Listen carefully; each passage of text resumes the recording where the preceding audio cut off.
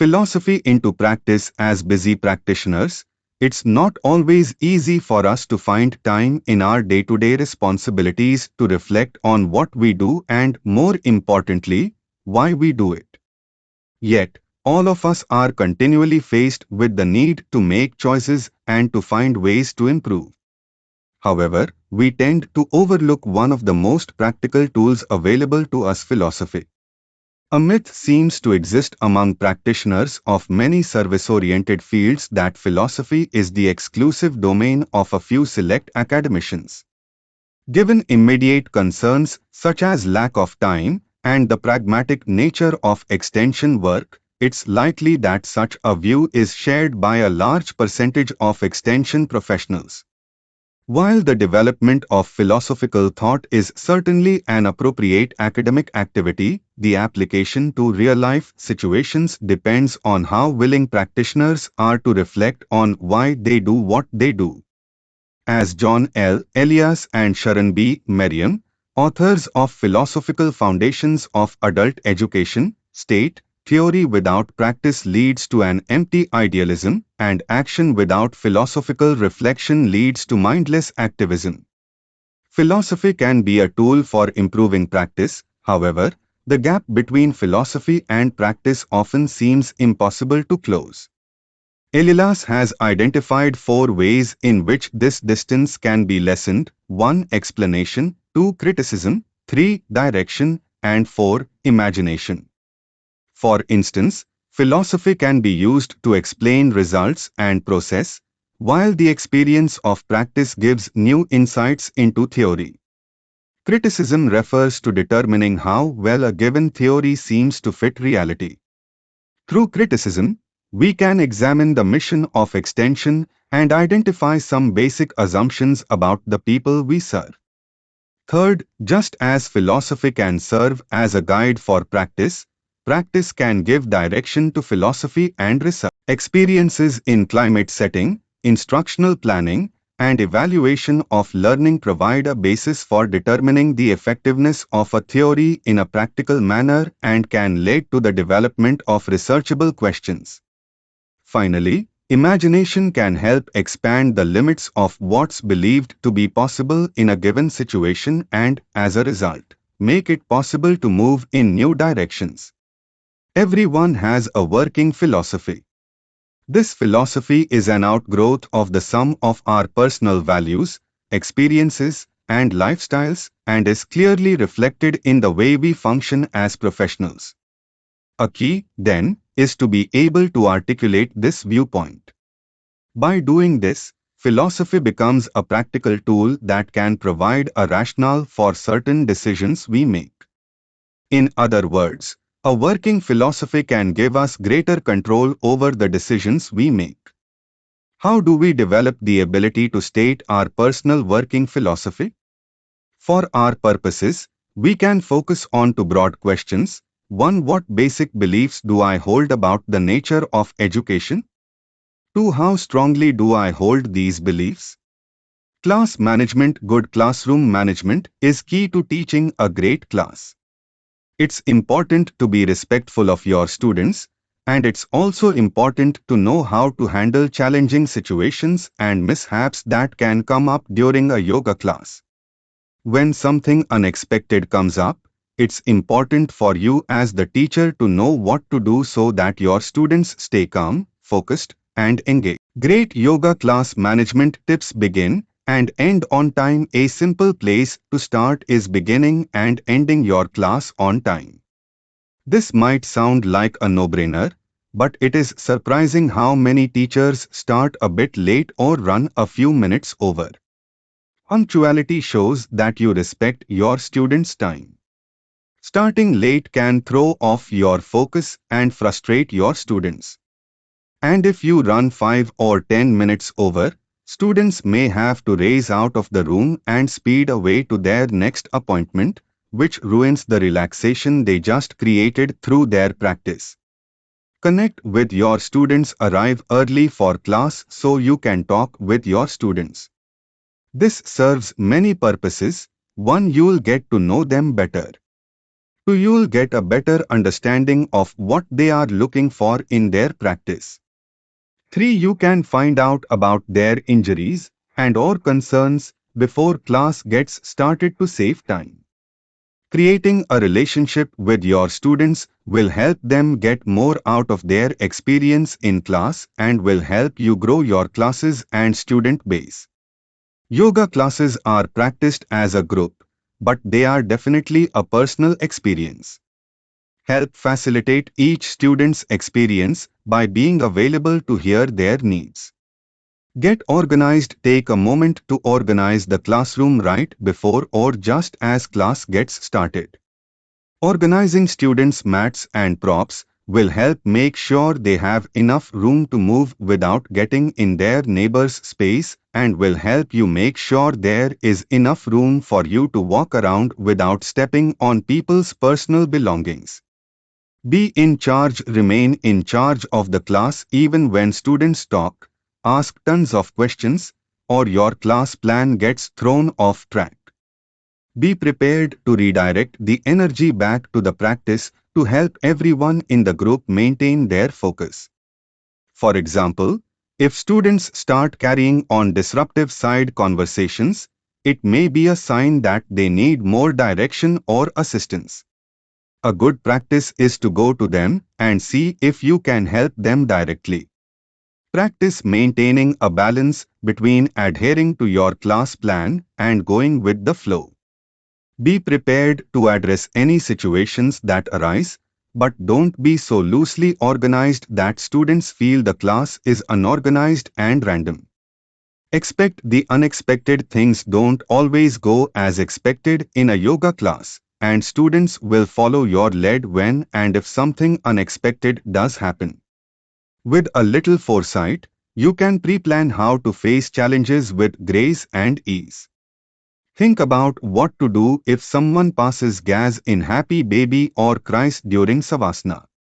Or if you have one of those classes where you keep mixing up your right and left. Sometimes the best option is to continue as if nothing happened. Sometimes a bit of laughter can lighten the situation and help everyone get back to their practice. Challenges and mishaps are inevitable in yoga classes. Be ready to go with the flow. Leverage my experience and follow these tips, and soon you'll be an expert in creating a smooth, seamless yoga class experience.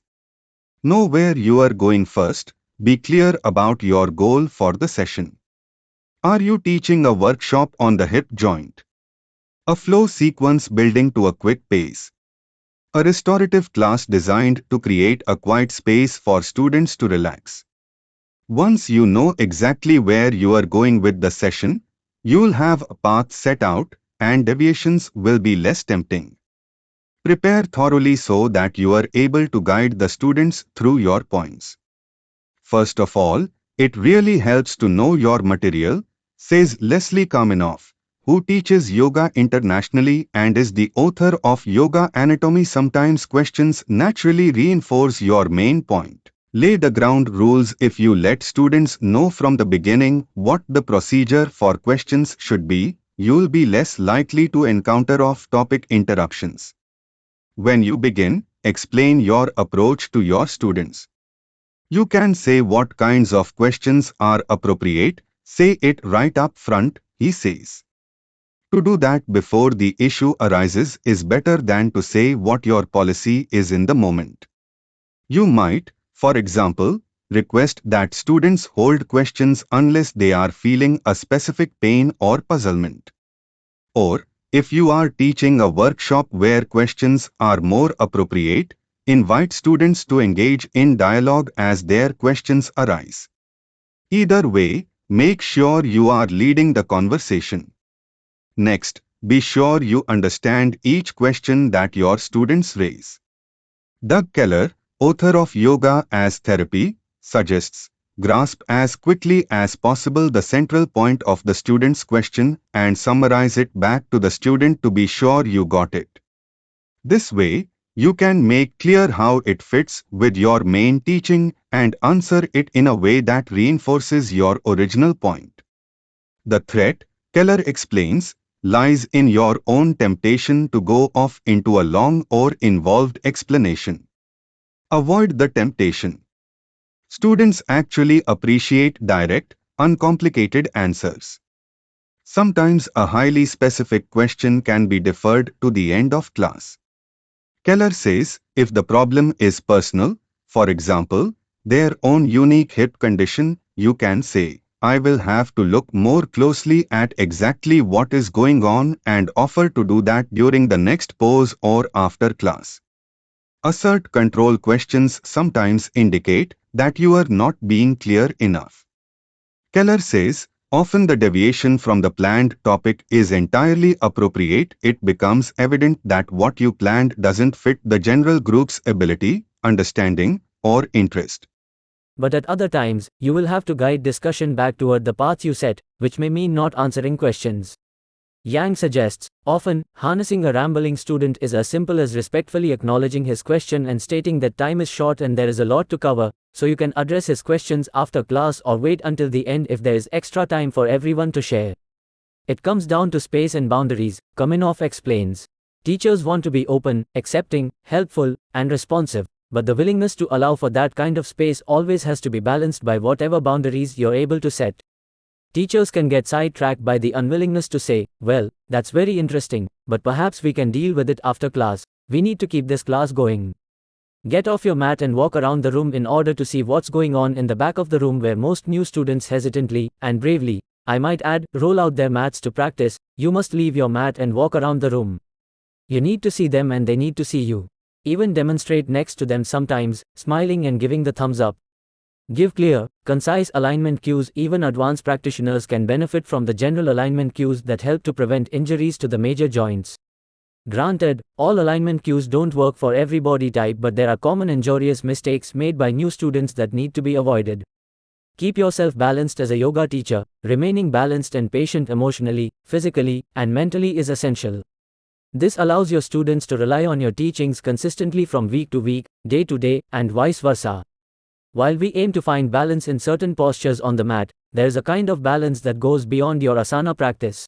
Emotional and mental balance helps you stay positive, sensitive, capable of forming a deep connection to yourself and others. It allows you to stay present in the moment and feel more centered. It also greatly impacts your teaching skills as you gain more experience, as it drives you towards being more humble and approachable. Demonstrate and explain in detail. Successful yoga teachers design a comprehensive class by building thoughtful sequences and delivering them clearly to their students. This doesn't pertain to just the asanas, but corresponding breathwork and the anatomical breakdown of the body and message behind each pose as well. Additionally, always take every opportunity to be present in your teaching, be it watching your students and offering adjustments, giving anatomical cues, or opening up about experiences relevant to your theme, etc. Incorporate the art of breathing. Breath is the most important aspect of any yoga practice. By bringing conscious awareness to the breath, we activate an internal, deep-level change and bring balance to the body and mind. A conscious breathing practice, otherwise known as pranayam, should be the key part of your class that's incorporated during both the meditation and asana segments. By introducing this to your students, you can help them learn pranayam techniques and encourage them to practice it off the mat. This will ultimately help your students improve concentration, build focus, and enhances their asana practice. Design your class around your students. Even after completing your YTT, there may be moments as a new teacher where a certain type of student walks into your class you don't expect.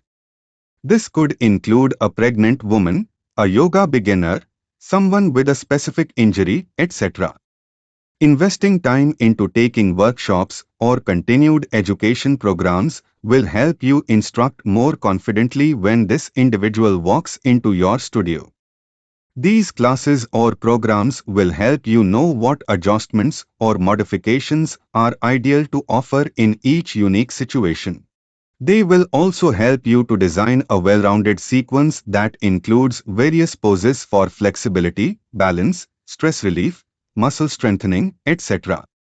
This kind of sequence should include a blend of warm-up poses, standing poses, twists, inversions, backbends, forward bending poses, closing postures, and of course, savasana. Also, consider the student's experience level and build accordingly. Then don't forget to add a dash of your own unique style, whether it be through music or sharing a personal story relative to your theme.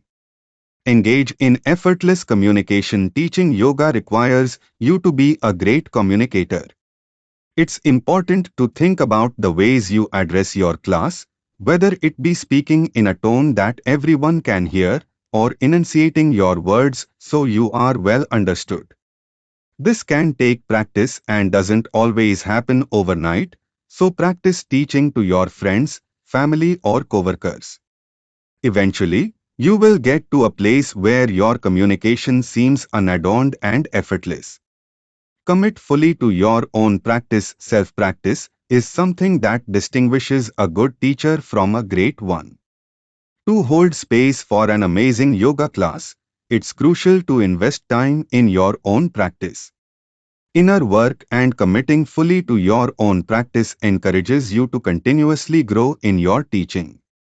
The more you show integrity in your yoga journey, the more authentic you will be to your students. Self-practice helps you connect internally and believe in yourself fully. And remember, people will only trust and believe in you once you start trusting yourself, and giving time to your own practice is the best way to achieve this level of self-trust. Always keep learning and continue to evolve. Life never stops teaching us, on and off the mat. As a yoga teacher, do not stop being a student, regardless of how experienced you have become. To bring excitement to your practice and to be more innovative with your teaching is, continue your education, whether it be through workshops, retreats, or trainings.